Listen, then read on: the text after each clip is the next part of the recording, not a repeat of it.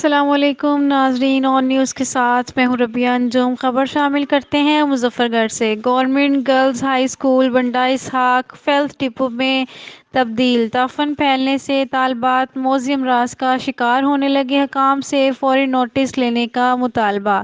مظفرگڑھ کی نواحی تحصیل جتوئی کے علاقے بنڈہ اسحاق میں موجود گورنمنٹ گرلز ہائی سکول پچھلے کئی سال سے فیلتھ ڈپو میں تبدیل ہو چکا ہے۔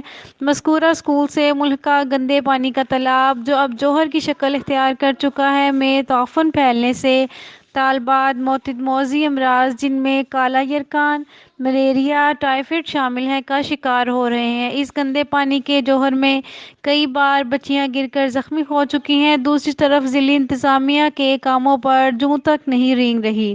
اہل علاقہ نے حکام بالا سے فوری جوہر ختم کرنے اور گندے پانی کو محفوظ کرنے کے لیے متبادل انتظامات کرنے کا مطالبہ کیا ہے۔ رپورٹ کرتے ہیں مجیب الرحمان شامی، آن نیوز مظفرگڑھ۔